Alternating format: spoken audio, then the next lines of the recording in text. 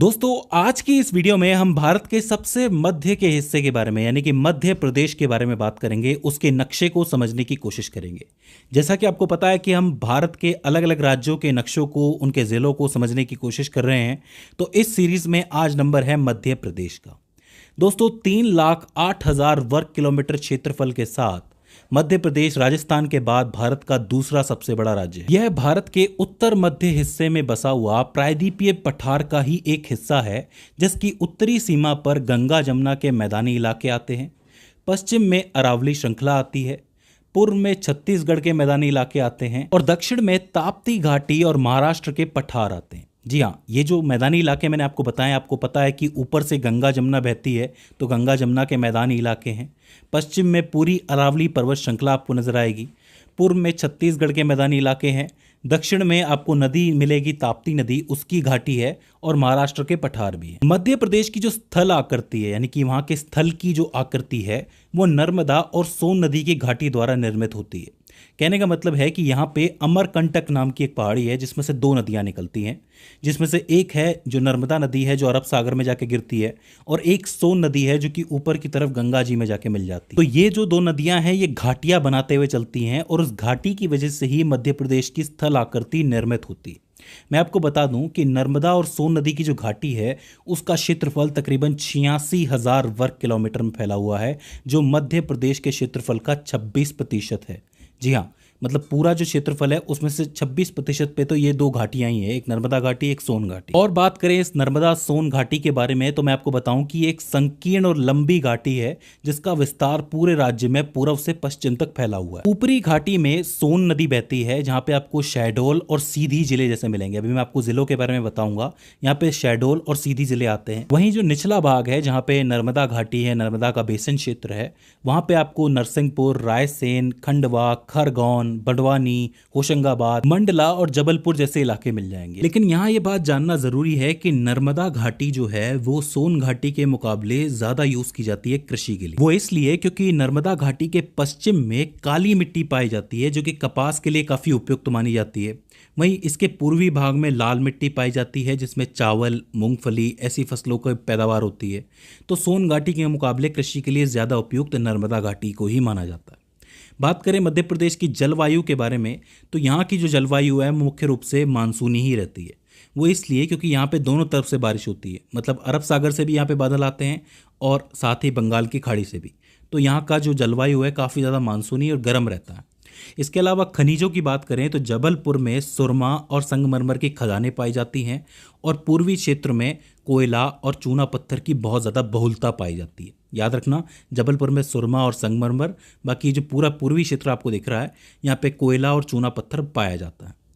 यहाँ के पर्यटन की बात की जाए तो यहाँ पे पर्यटन के लिए वैसे तो बहुत सारी जगह हैं, लेकिन आप लिख सकते हैं धुआंधार जलप्रपात जो कि भेड़ा घाट जबलपुर के अंदर है। इसके अलावा खरगोन में है, खांडवा में आपका ओमकारेश्वर है और मालवा के पठार हैं। ये कुछ ज़रूरी जगह हैं जहाँ पे पर्यटन होता है और पर्यटन से काफ़ी पैसा भी बनता है, तो ये काफ़ी ज़रूरी जगह हो जाती हैं। अब बात करते हैं उन मुख्य पर्वतमालाओं और पहाड़ियों की जो मध्य प्रदेश में पाए जाते हैं। तो देखो 7 हैं, आप इजीली याद रख सकते हो इनको।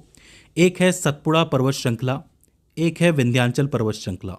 इनका थोड़ा थोड़ा हिस्सा जो है वो मध्य प्रदेश के अंदर पाया जाता है, ज़्यादा भी पाया जाता है।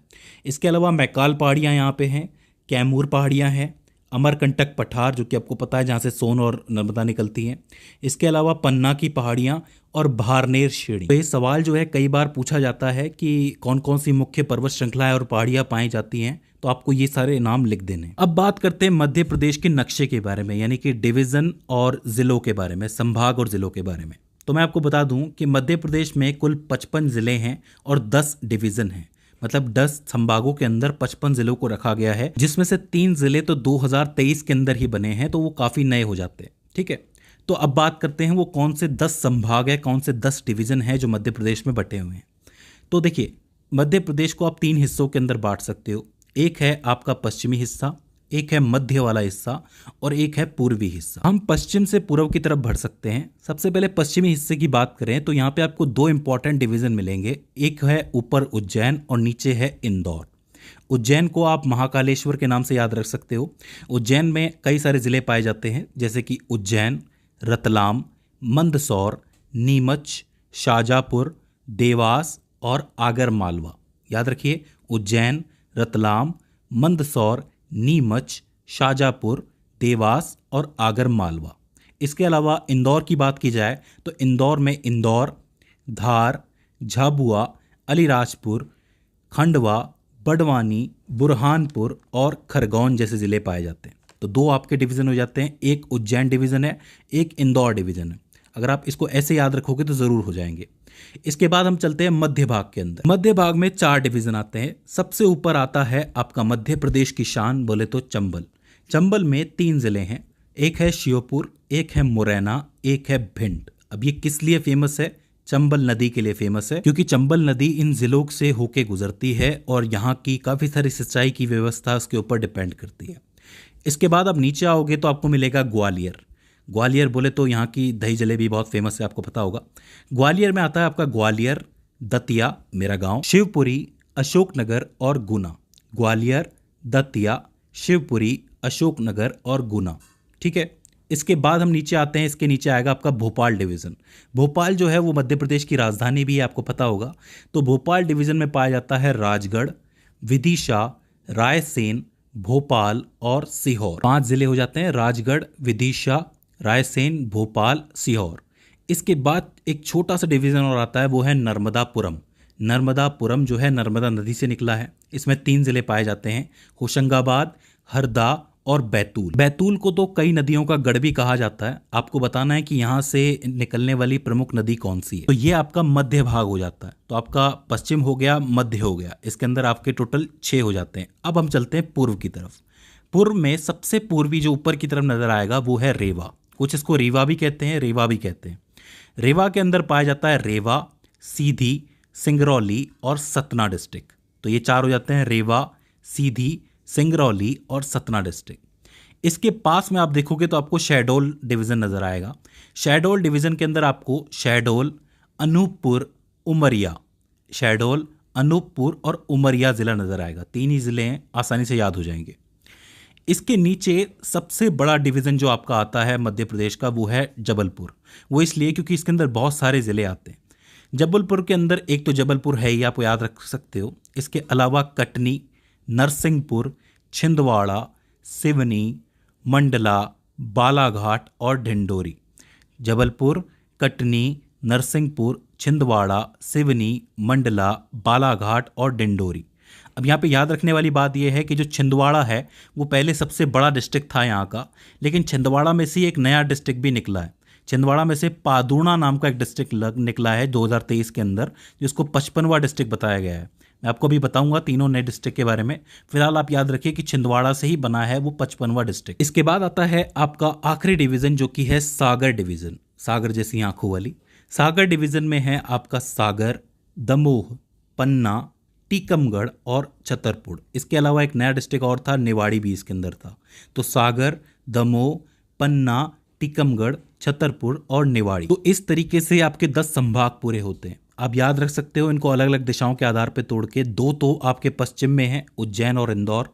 4 आपके मध्य में है, चंबल, ग्वालियर, भोपाल और नर्मदापुरम। और 4 आपके पूर्व के अंदर हैं, रेवा, शाहडोल, जबलपुर और सागर। तो ये हो जाते हैं आपके टोटल ज़िले। ये तो सब हो जाता है 52 ज़िले। अब मैं आपको बताता हूँ कि वो कौन से 3 ज़िले हैं जिन्हें नया बनाया गया था 2023 के अंदर। तो देखो, जो 53वां डिस्ट्रिक्ट है वो रीवा से निकला है। रीवा या फिर रेवा जो आपका डिस्ट्रिक्ट है उसी से निकला है, जिसका नाम है महूगंज। महूगंज को 53वां जिला बनाया गया था 2023 के अंदर। इसके अलावा ये जो आपको सतना दिख रहा है, सतना ज़िला, इसमें से एक नया ज़िला निकला है जिसका नाम है मैयर ज़िला, जिसको आप 54वां ज़िला कहोगे। इसको भी 2023 के अंदर बनाया गया था। और इसके अलावा जो तीसरा है वो छिंदवाड़ा से निकला है, जैसा मैं आपको बता चुका हूँ, पादूना ज़िला, जो कि 55वां ज़िला कहा जाता है। ये तीनों ही ज़िले जो हैं वो 2023 के अंदर बनाए गए हैं। तो इस तरीके से आपके 55 ज़िले पूरे हो जाते हैं। तो दोस्तों, मुझे उम्मीद है कि आपको मध्य प्रदेश की जानकारी समझ में आई होगी और ये वीडियो आपके लिए हेल्पफुल साबित रही होगी। अगर इसके बाद भी इसके अंदर आपको कोई क्वेरी आती है, कोई दिक्कत आती है, तो आप हमें बता सकते हैं। और इसके साथ ये भी बता सकते हैं कि अगला कौन सा राज्य होना चाहिए जिस पे हम बात करें। तो दोस्तों, आज की इस वीडियो के अंदर बस इतना ही। See you in the next one.